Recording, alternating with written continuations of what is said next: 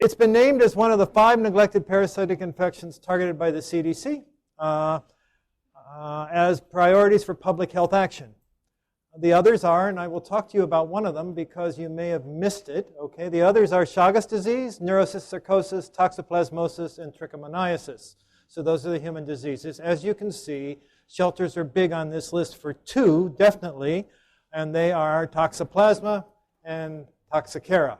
And so they are both on this list. Toxocara is also a zoonosis, and that is the reason it's on the list. I think it's simply a matter of getting organized as a nation and internationally, as you will see, to lower the number of infected animals, and you're the only people that can have that effect. Okay? MDs are not going to worry about whether or not a dog has seen the veterinarian. Okay? That's not the way the world works. And so I think it's the only one on this. We have no vaccine for cats, for Toxoplasma. This is the only one on this list which is totally under your control to lower the effects, the number of humans that are infected in the United States of America. Only you, okay? So we'll talk about that. 40 million Americans are positive for Toxoplasma. There are 20 of you in this room that have Toxoplasma crawling around in you right now today. Every year in the United States, we have toddler-age children who develop serious disease, and also we have eyes that are lost in the United States and around the world. I think you can play an important role, an educational role, in getting to people to make them understand the need to have their pet on prevention. And it's really just that simple. This is the life cycle of Toxocara. So it's just one of the many. As you know, it's transplacental transmission. I'm not going to tell you stuff you don't know. It goes through paratenic host, which is critical. And we are a paratenic host. It does the exact same thing in us that it does in mice. Okay? The exact same thing. Can you hear me in the back okay? Yes, no, maybe? You're trying?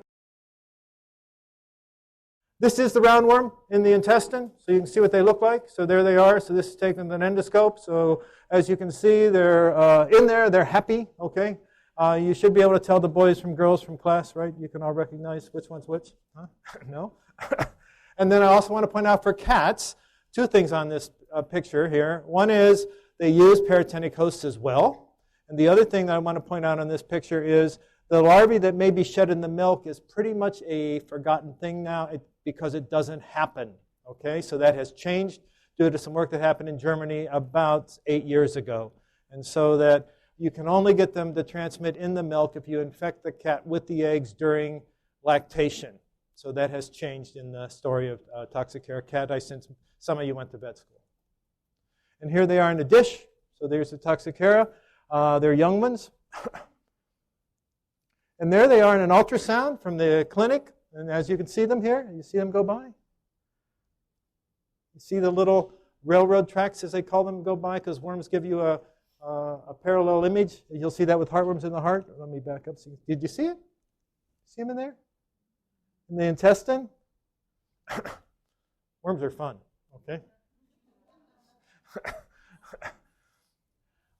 This is the CDC's picture. And as you can see, the cat doesn't appear here. The cat appears in their minds, not on this picture. Okay, the cat was ignored for a long time, but the cat is back. And then they also point out that it goes through paratenic hosts. And then we serve as a paratenic host as well. And so that is the CDC's picture of this life cycle. And this is the soil environment. And so here it is. So this is the worm that's in some of you, crawling around in your tissues, probably your muscles of your brain. And that's toxocariasis. And these are the 5 diseases that we have had listed now. Chagas disease, cysticercosis, toxocariasis, toxoplasmosis, and trichomoniasis. This is strictly a human thing. And these 3 are, this is a human thing as well, cysticercosis, because people are the shedders of the eggs in their stools from their tapeworm, which they got from eating pork. So people talk about it as a zoonosis, but if people get neurocysticercosis, the only place they can get it is from eating the eggs that are shed in the feces of another human being, okay, who has eaten raw pork.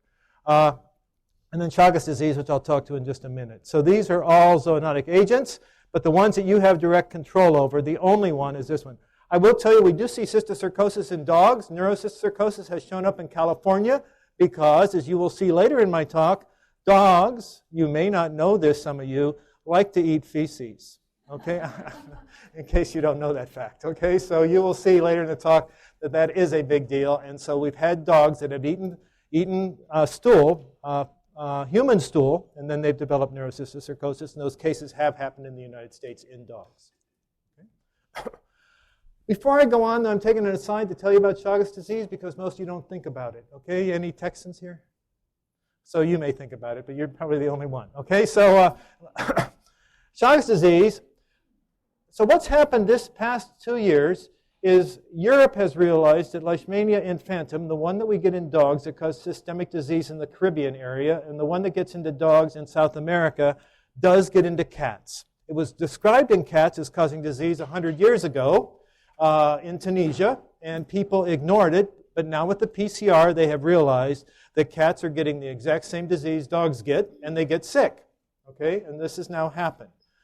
What's happened in South America, which is the only place we have Chagas disease, is people are starting to realize that Chagas, they have money, their pets are going to the veterinarian, and they're starting to realize that animals are getting sick from Chagas disease. They have studied it for a long, long time in South America as a zoonotic agent, okay? And therefore, they have done serosurveys in dogs and cats throughout South America, and dogs and cats are positive for Chagas disease, okay? And we know that it extends within possums and raccoons from the southeast. It's even been reported as far north in the United States as Michigan, because we have the triatomid bugs in the wild. So Texas is paying a lot of attention to it right now. They've had some cases now in the southern part of Texas. This shows you where they've had T. cruzi infected bugs that they have recovered in Texas. Okay, so you can see that. This is how people get infected. Typically when the bug feeds, it defecates at the same time, and you rub that feces into the wound. Dogs are probably getting infected by eating the bugs. And I will also tell you there's a possibility, and it's a pretty good possibility, that dogs and cats can get infected by eating infected hosts, okay, if they're fresh. So this is just showing you they're mapping where the different bugs are in Texas. They've had people infected, okay, and dogs positive in Louisiana and Texas. A Walker Hound in Virginia, this was done here a while ago, and they've actually genotyped this, okay, and from another new case from a Cocker Spaniel in Virginia, United States of America, so it's here. It's also a foodborne illness. You don't think about this, okay? What happened was they found out that it's transmitted in food, typically, as you will see in a second, in guava juice. So this happened in Venezuela. And so people were ordering their jugo de frutas, right? And so they got their jugo de frutas, and along with the jugo de frutas, they got the ground up bugs. And so when you drank the bugs that were protected from being destroyed by being in the nice guava juice, they got a nice infection with Trypanosoma cruzi, okay? And that happened. So I went to school with two of these friends, Belkis and Oscar Noya are MDs I went to school with at the time, and they've been practicing down in Venezuela. They told me the last time I saw them that gas in Venezuela is cheaper than water. Is that not strange in the world? Right. Okay. It's nationalized, okay? So anyway, that's weird. But anyway, I just want to point out to you that it is transmitted in people now because of these outbreaks that have happened. We know that it is a foodborne illness as well in people. And I do want to point out that they now have shown in cats, and they've shown it again recently, this was shown a long time ago, you can infect cats by feeding them an infected mouse. Okay? And so I've taken the CDC life cycle here and played with it, okay, because you can. If the government publishes anything on their website, if they're not allowed to have a copyright, the government's not allowed to have it. They're yours, okay? They work for you, okay? So if the federal government goes out and has something on their website, you can steal it and do anything you want with it, okay? And so I've taken out that human with the clear body and put in a cat with a clear body, okay? And I've added my little mouse there, okay? So I'm just letting you know that this is probably should be on this life cycle now because we think that cats are positive. I want to point out that it's important because in Texas now, they've gone 146 pacemakers have been put into dogs to improve their quality of life because they're infected. And these have been done by Matt Milner, the cardiologist at Texas A&M. And so this is big time going on there, and they're actually doing this on now a fairly routine basis, and they're using pacemakers that have come out of humans that have been retired. Okay, and that's what they're using for the dogs. So I understand Kuha does the same thing. And shelter serology in Texas is going on. And about 8% of these dogs in some areas, I know these numbers are small here, but about 8%, 10% of these dogs in these areas are positive for Chagas disease. And you guys are bringing dogs up from the south, and the bug is more common in the south. And so those of you that live in Yankee land, I want you to understand that you're going to have dogs coming up here. And I also want you to understand that people are now testing to see whether or not they have Chagas disease. And it's a zoonosis. The person would have to get in a fight with their dog and bite the dog probably to get infected. But nonetheless, people go a little crazy about it, so I just want you to be aware of that fact. Okay? So that was my Chagas aside. Ready? Back to Toxacara. Were most of you unaware of all that stuff with Chagas? I'm hoping you were, because that's why I tossed it in. Okay? Toxacara. This is a typical presentation in a puppy. Okay, massive puppy loads. The eggs, okay, they're transplacentally infected in these puppies, and so they're born infected. And you can assume that most puppies are going to be born infected if mom was infected. So Canada. I go to Canada and speak. A couple things happen to me when I go to Canada and speak. One is they say they don't need any heartworm prevention because they don't have any heartworms, okay, and it's just about it. It's naturally now all across the southern coast of Canada, the southern border of Canada, okay. Remember, Canadians only live within 30 miles of the United States. They won't live any farther away than that, okay. It's 90% of their population within 30 miles of the United States. So we're talking about adding the CAPC maps. I remember the CAPC board, we're going to add Canada to the maps, but it's just going to be a little. It's going to make the border fuzzy, so it's going to happen when we add them to the map.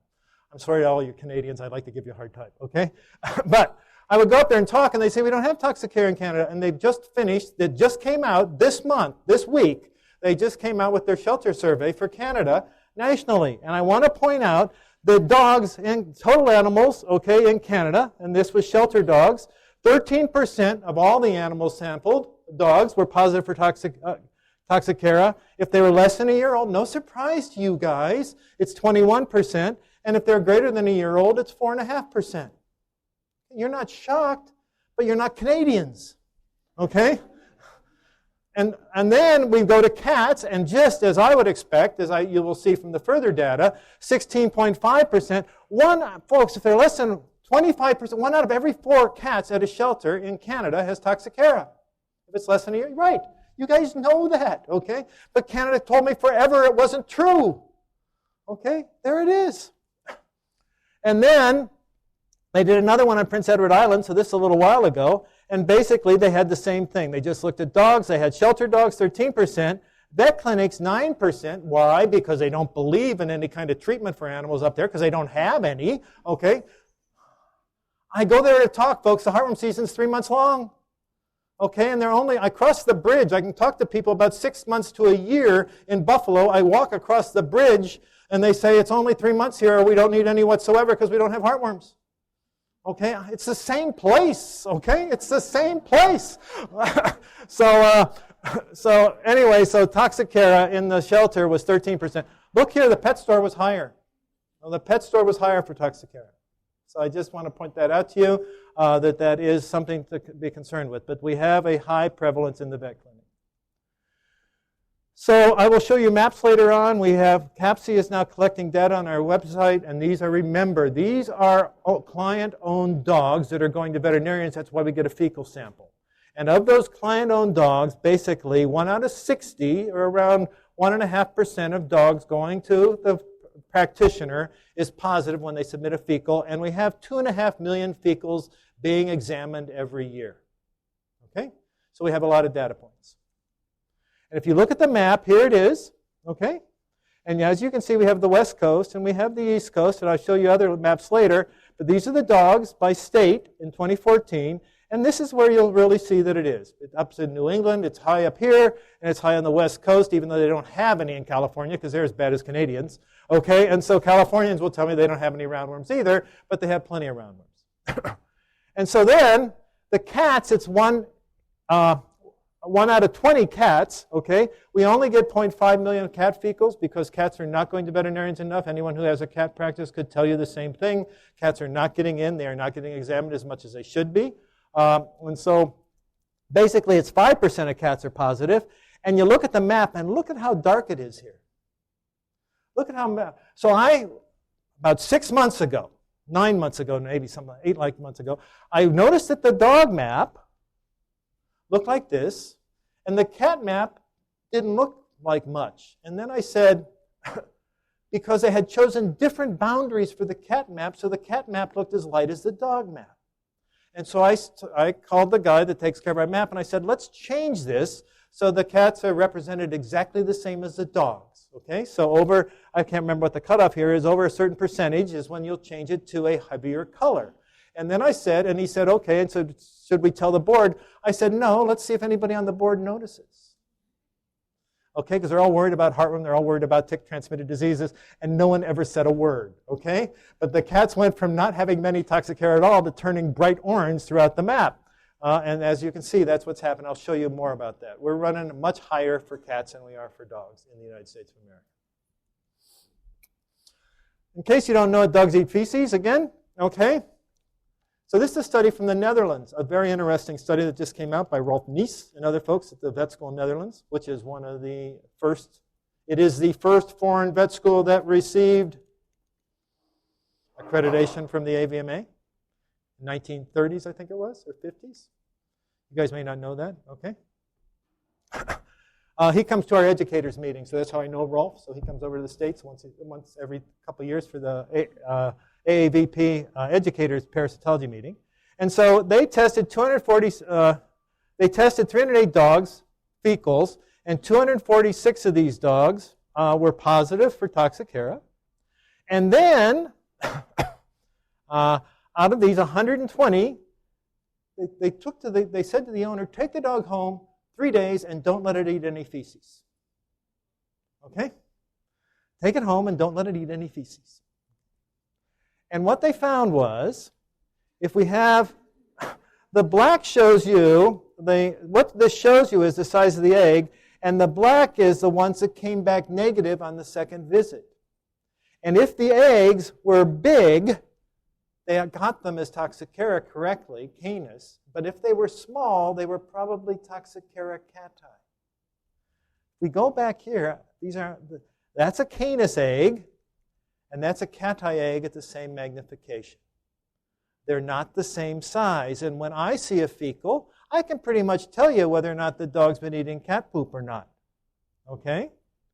And all parasites of cats are cuter and more, what's the right word? More delicate than dog parasites, and that goes for the Toxocara egg as well. They're slightly smaller and they have a finer pits on the surface. This goes through all cat parasites. Whenever you find a cat parasite, the head of the Toxocara cati is much prettier than the head of the Toxocara canis. Okay? But anyway, I want to point out, so they came back, and basically what we see here is all these dogs were negative when they stopped them from eating feces. All these dogs had a negative fecal when they stopped it.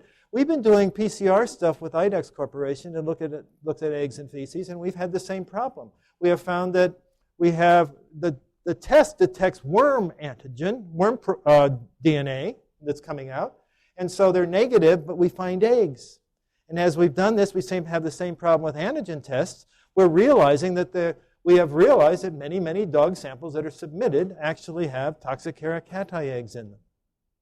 But it's not just that, because they'll also eat fox feces. And fox feces comes with Toxocara canis eggs. Right? You know it's true, and Ithaca is full of foxes. The foxes are back, and so they do it. And we don't have much, and the Netherlands doesn't either. There is Toxocara vitellorum, the cow Toxocara, which does show up in fecals of dogs occasionally as well, but that is rare here unless we have it showing up. It's on Amish farms, and it will show up occasionally on organic farms now. Connecticut, 40% of 450 cats were infected in Connecticut. I forgot to put the date on here. Okay, and so, but as we can see, client-owned, it was 30%. Sheltered was 67% of the cats that they sampled in Connecticut. And so common in USA cats, this is Canada stuck here at the top. But as you can see, this was that Connecticut previous. Here's a Connecticut, 40%. Illinois, 38%. Iowa was low. But as you can see, I'm not telling you anything you don't know. I'm just reinforcing the fact that it is there. Okay? A whole lot of cats are infected in the United States of America. And we now have the 2 shelter surveys done by Dr. Blackburn, and this was a shelter survey done in 1999, and this is a shelter survey 1996, and here's the one he redid in 2009. And you notice there's the same, and you wouldn't expect that to be any different necessarily. I will come back and tell you at the end we can make a difference, but I will tell you right now it doesn't look like we've made a huge difference, okay, in terms of these. As I told you already, 14% of the U.S. population is serologically positive for Toxocara, and that probably means that 14% of the people in the United States of America have worms in them. We know they live at least 9 years, I'll say this again towards the end, in primates. Okay, by biopsies every year, they got the worms back from those primates. And then the primates were old, they'd already been used for other research, so they were retired after 9 years. Okay, so that's the only reason we don't know any more than that. Okay? Toxoplasma is 11%, okay? And it also, we know that if you have Toxoplasma, you're more likely to have Toxocara and vice versa. So if you go in and get your titer done for Toxoplasma, there's a very good chance your titer is also going to be positive for Toxocara. Why? Because you stuck your finger in the dirt and your finger in your mouth, okay? And you ate an oocyst and an egg and you've been infected ever since. Okay, it's just that simple. It's true. Unlike Toxoplasma gondii, where we blame meat as well, we do not blame meat as well for Toxocara. And I will show you there are weird people that do eat weird meat that get infected with Toxocara, but the vast majority of you do not. You will eat undercooked mutton. Yes, I know you will. If you want to get it, eat undercooked mutton, okay? That's a sure thing. And eat undercooked organic pork. I promise you that those are 2 great places to get Toxoplasma. If you want. Okay. Seriously, okay? You take a sheep, you put it out there. I mean, we've done the survey right here. I can't remember. I did the study like 25 years ago here in Ithaca. You take the sheep in the pasture, you put them out for the pasture. They're born, they don't have Toxoplasma. You let them run around the pasture, and the cats are defecating in the pasture and in the area where they sleep, right? The manger. And the next thing you know, you have a bunch of positive sheep. And then you go home and you eat the sheep without cooking it well done, and don't eat your mutton red, okay? So it's the most parasitic, probably I think in the planet Earth, it is probably the most common parasitic infection anywhere, okay? For dogs, cats, and people. Okay, and you get these little worms, and it was first described in 1952 by Dr. Beaver. Among the causes of eosinophilia are the helminthiases. In the absence of demonstrable evidence of suspected helminth parasites, their presence in pre-patent stages may sometimes tentatively be presumed. However, eosinophilia sometimes persists for periods far beyond known patency for all likely helminths. Then, depending upon geographic location, degree of eosinophilia, pulmonary signs, and other related clinical observations, terms such as Weingarten's disease, Freimut-Müller syndrome, familial eosinophilia, and eosinophilic pseudoleukemia have been employed. But then what happened was they had some people that had Ascaris, and they also saw spots in their liver in 4 children. And Dr. Beaver looked at it and said, those aren't Ascaris larvae, those are Toxocara larvae. And that was when he discovered this disease.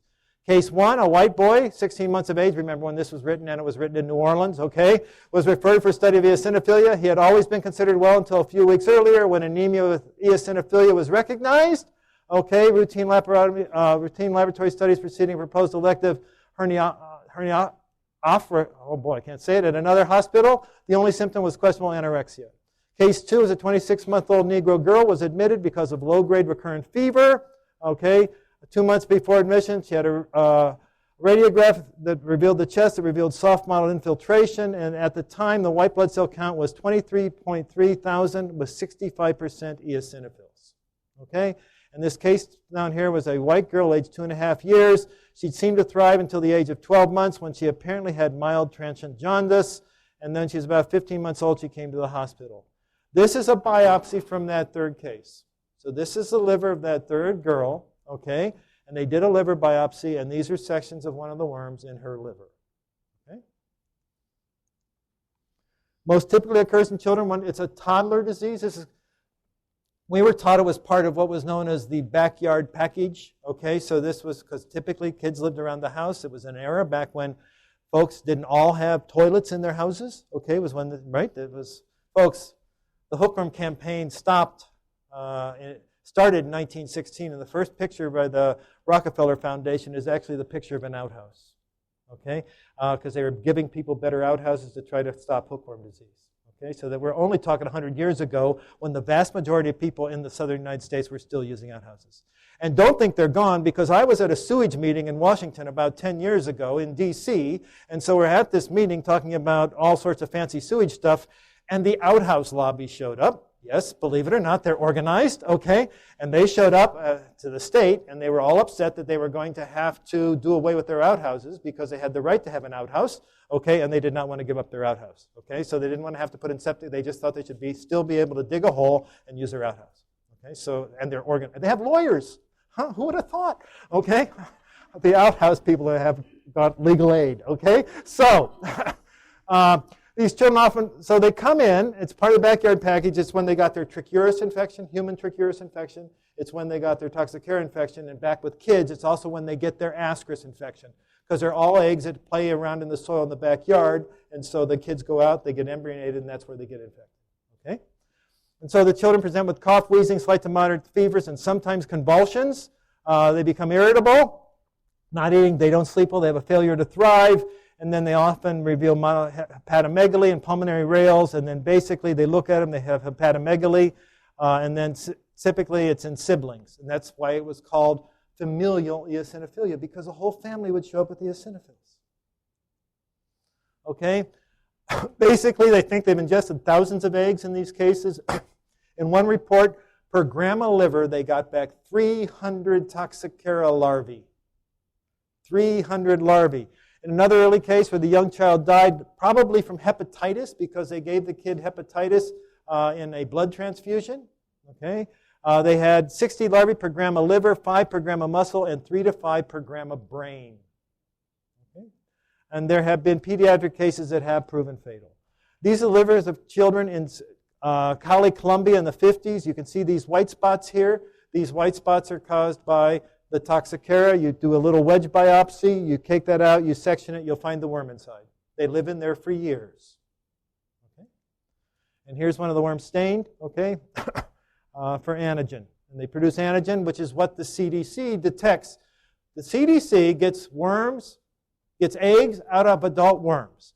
They hatch them out of the eggshell, they put them in culture media, they sit in an incubator, and they make juice. Okay? Then they spin down the juice, okay, and dry it out, and that's what they coat the ELISA plates with. And that's a Toxocara excretory secretory antigen, and that's how they make the diagnosis.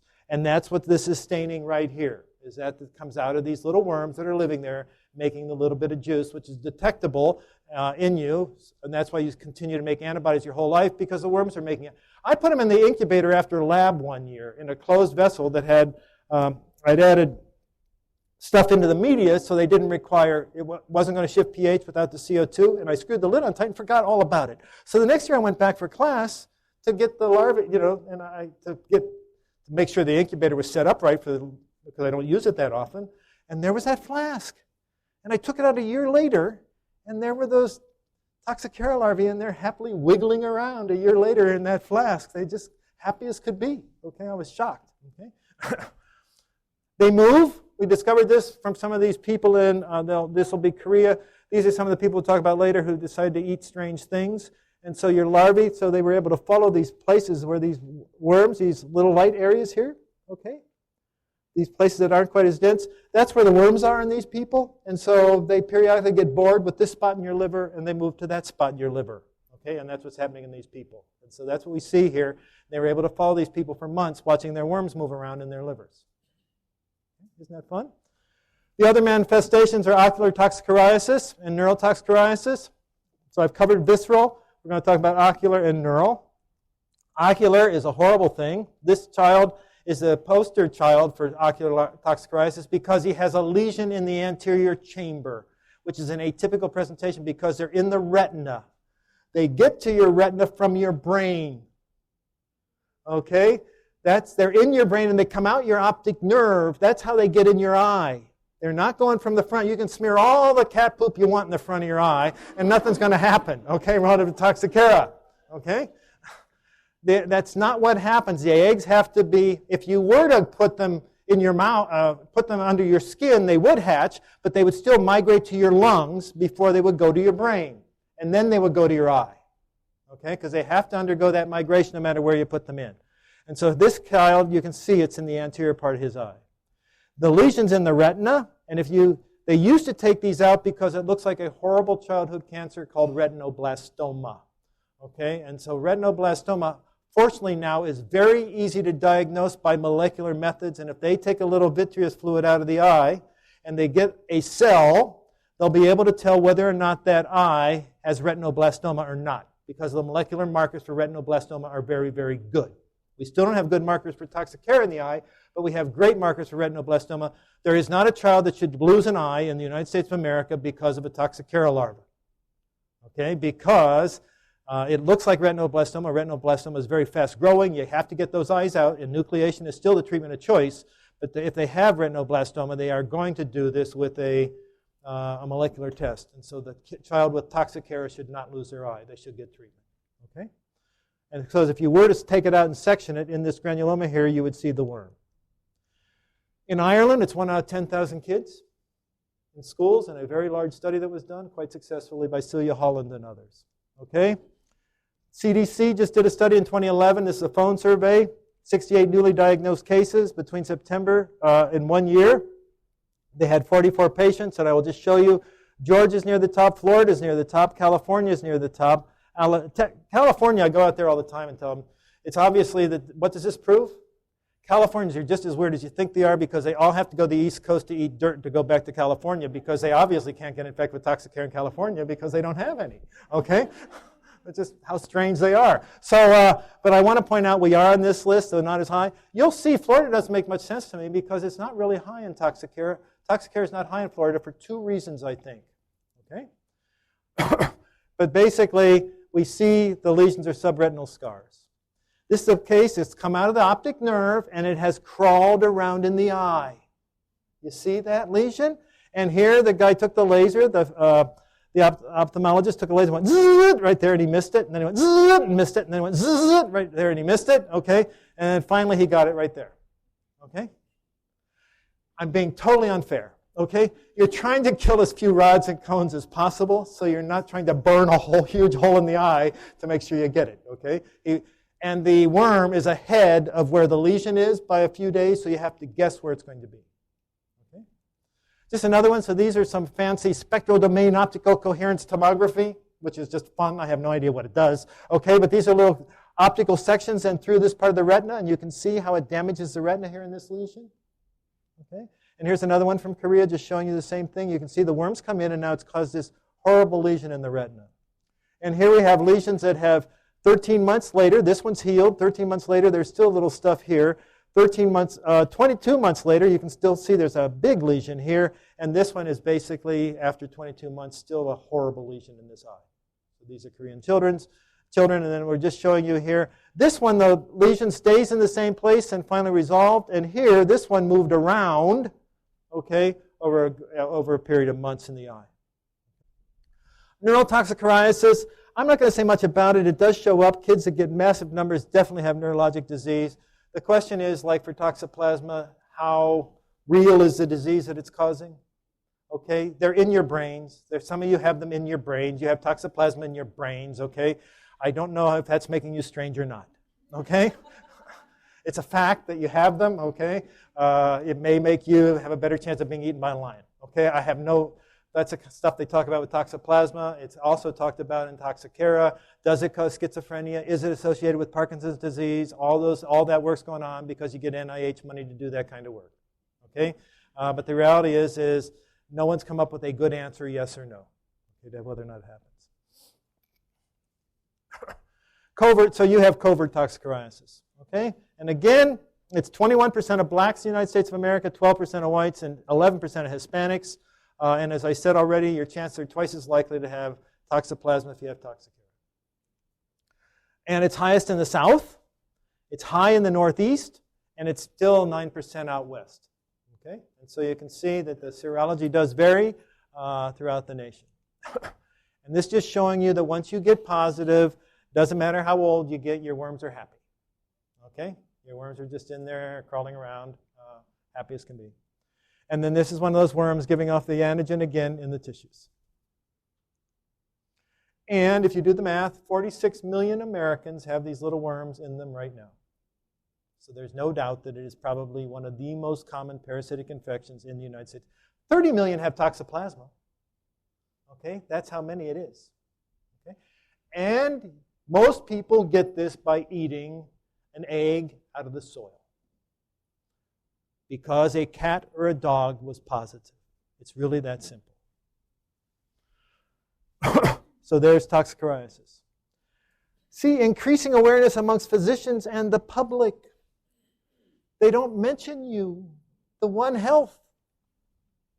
You don't hear it, okay? It's not there. It's not on this piece of paper. Where's the One Health? Huh? You guys, who is going to see the pet? Who's going to talk to the owner and tell them they darn well ought to get their pet in and have it treated? Huh? The physician? Maybe. Huh? But you guys have to. When they adopt, they need to understand the unbelievable necessity of seeing to it these animals are taken care of. They need to go see the vet. They need to be protected against intestinal parasites. It's just part of the responsibility of being a pet owner. And that's the part that you have to get them to buy into. And you just have to tell them, and then you have to tell them, and you have to pass out a piece of paper that has it on it, and then you have to put it on your website, and then you have to tell them. Okay? And then tell them again. Okay? Because that's what it's going to take to make a difference. So, in people with larval toxin, they migrate through the liver, then the lungs, they go through other organs. Repeated infections lead to increased numbers in the liver. They can live for years, I already told you.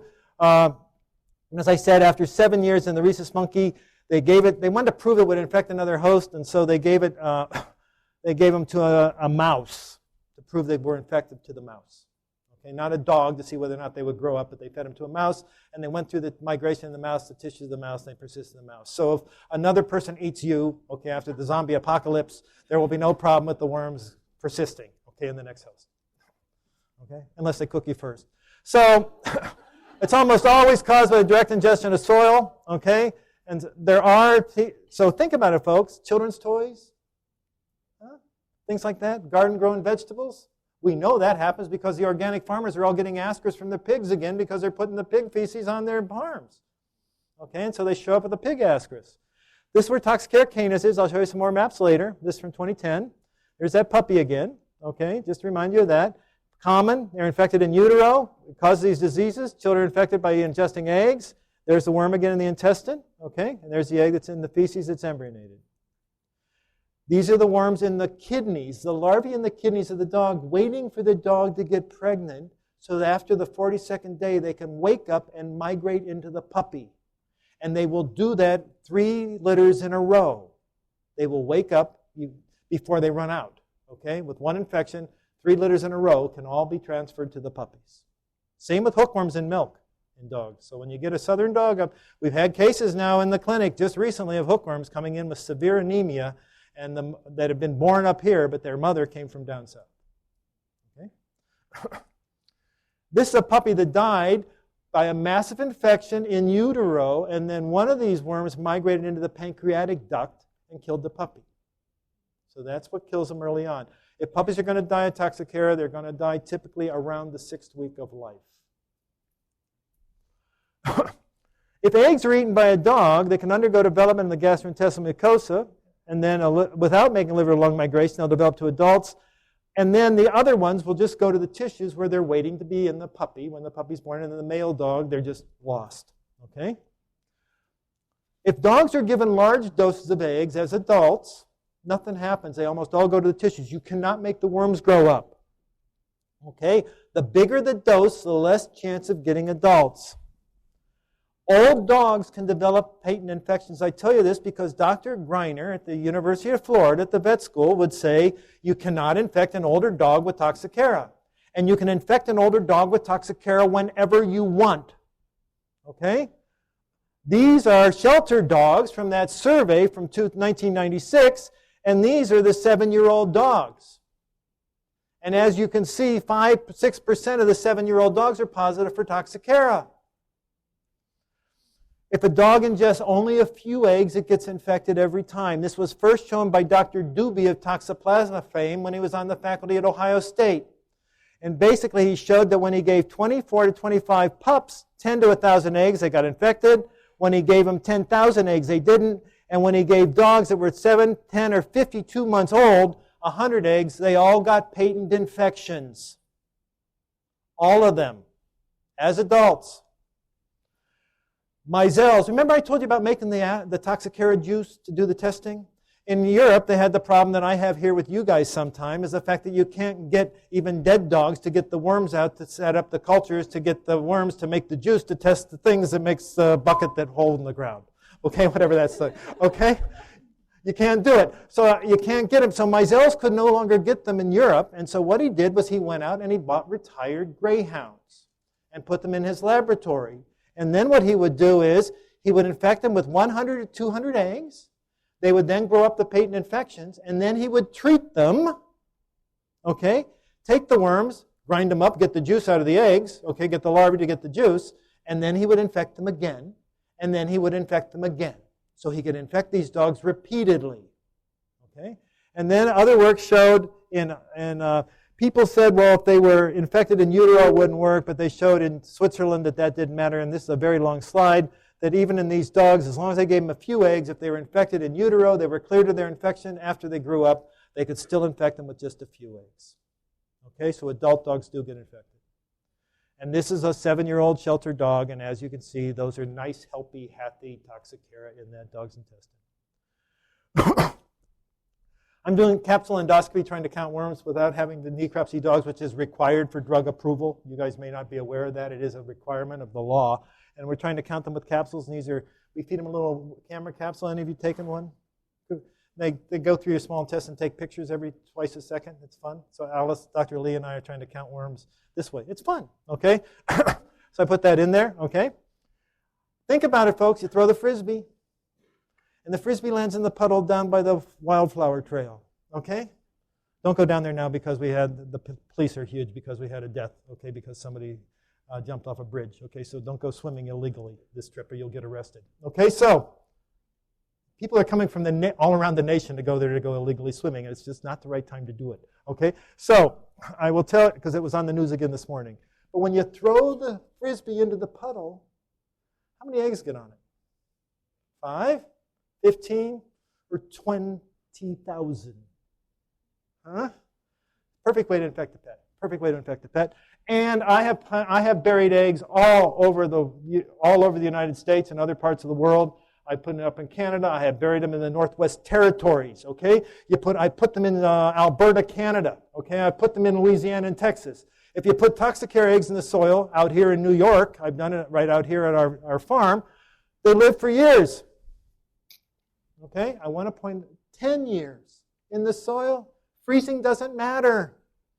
Okay, and if you also notice, those of you that live in Yankee land, okay, next winter you will notice, if you haven't noticed before that, okay, when you notice that in the springtime, when you'll notice that as spring comes and things start to thaw, that the little brown spots in the snow are much more concentrated around your house. Because Rover doesn't like to rove too far when it's cold.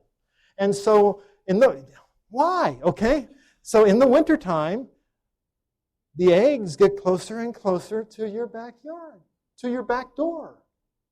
If you don't believe me, just look at where all the feces is next spring. Okay? And you will see that I am right. It is a fact that the dog gets cold and does not want to run way over into the woods when it just has to run out the door. Okay? And do what it has to do and get back in because it's nice and warm. Okay? And those are where the kids are in the springtime. Toxacara cati, same thing. Again, this thing has changed. I just want to point out again, they use paratenic hosts, and CDC has moved them up the level of suspicion index. Okay? And then we are paratenic hosts. People do get infected other ways. I just want to throw this out to you. There is reports in Ireland initially on people getting infected from the hair coats of their dogs. If a dog goes out and rolls in feces that of some other animal that has it on it, they can have the eggs in their hair. I don't think it's a big thing to worry about. It's the farthest thing from my mind. If you want to get infected, petting a dog is probably the least likely way to do it. Okay?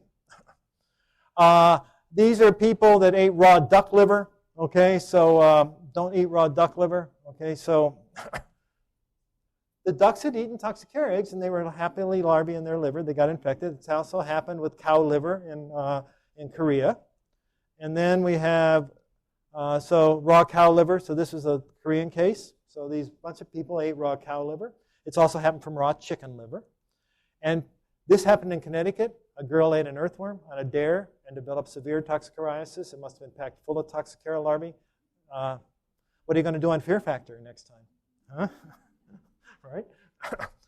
Right? So Dr. Beaver wrote in 1958, the marked reduction in parasitic infection and other filth-borne diseases brought about by modern sanitary measures has amply demonstrated the soundness of the general principles on which they are based. Flush toilets, wash your hands. Okay, it works. Okay? The question now be raised whether these or similar measures can be made to apply to the prevention of those diseases that are transmissible from animals to man. The question is especially pertinent as regards household pets, whose defecation habits are sometimes discussed and often resented, but at the moment are about equally tolerated in communities of all standards. Okay? The frequency of the visceral type of larva migrans cannot be precisely determined until more suitable diagnostic methods become available, which we now have. However, in localities where pediatricians are aware of it as a possible cause of illness, the frequency of established diagnosis of toxocariasis derived from family or neighborhood pets clearly justifies its classification as an important pediatric and public health problem. This was 1958. Okay, it just got onto CDC's list. Okay, no effective treatment for visceral type of larva migrans has yet been found. Preventive measures must therefore be relied upon to effect whatever control is possible. That is what he wrote in 1958. Few things have changed. People are more willing to treat their pets, right? They're much more willing to do that, okay, and keep them parasite-free. I will show you later data showing you pets versus shelters are hugely different here and in Europe. The high prevalence in stray dogs has been cited as a concern as the large numbers of strays in the U.S. contribute greatly to environmental contamination. There's two arguments against it. At this time in the United States, there's a great effort going into reducing the number of strays, and there's some evidence that I will show you, there's some evidence based on heartworm that I believe in Florida that by treating the herd, you can infect the strays as well. Okay? Here's Dr. Blackburn's data. These are the pets. Okay, Dr. Little's data. These are the pets. These are the shelter dogs. Right? That's good. Gates and Nolan did a paper out of Penn. So here we have the launch of HeartGuard, the launch of Interceptor, and the launch of HeartGuard Plus. HeartGuard did not get hookworms by itself. It wasn't until they added the Pyrantel and HeartGuard Plus. But as you can see, the ascarids started to go down once we finally got all their pets on Interceptor or HeartGuard Plus. Hookworms, as soon as they came out with Interceptor, hookworms went way down in these pets, way down. Whipworms, as soon as they came out with Interceptor, whipworms fell off the chart. Okay, it works. And I also want to point out that when they got the great flea products you guys do, and I will also tell you folks, in shelter medicine, I don't think people understand that are not my age, the days of fleas.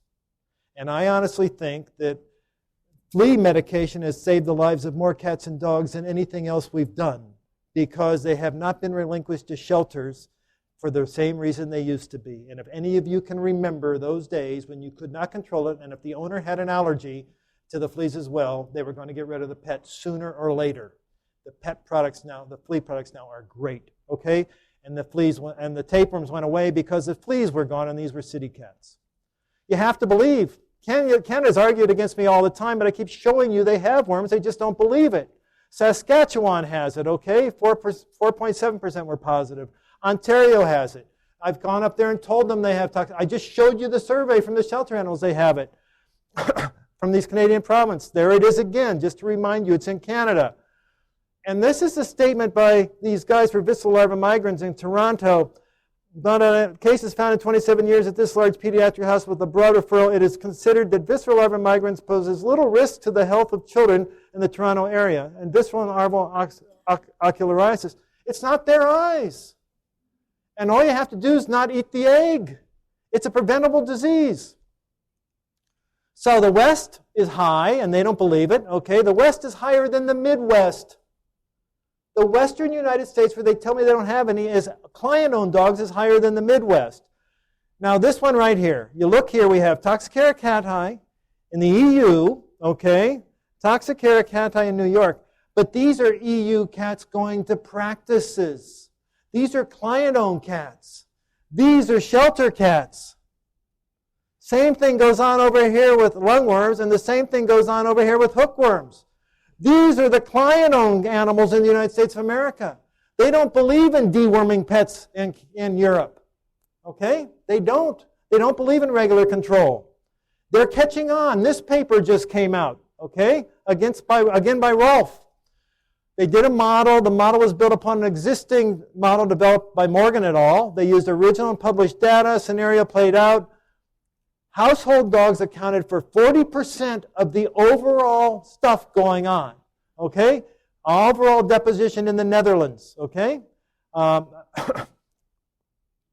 Stray cats and household cats also were high. Foxes also were big there, okay? Egg output was dominated by stray cats at 81%.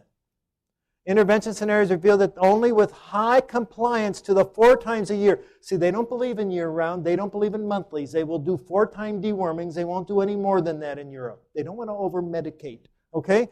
90% to the 4 times is the only way they're going to get it down. 50% of owners would always remove their dog's feces. Conclusion, amongst final hosts of Toxocara older than 6 months, dogs are the main contributors to environmental egg contamination. Both owned and strays transcend this contribution. Actions focusing solely on household dogs and cats are unlikely to sufficiently reduce environmental contamination with eggs, as stray cats and foxes are also important contributors. I do want to point out, they told me, and I thought I marked it, estimated referred to the Netherlands, a country free of stray dogs. Is that true?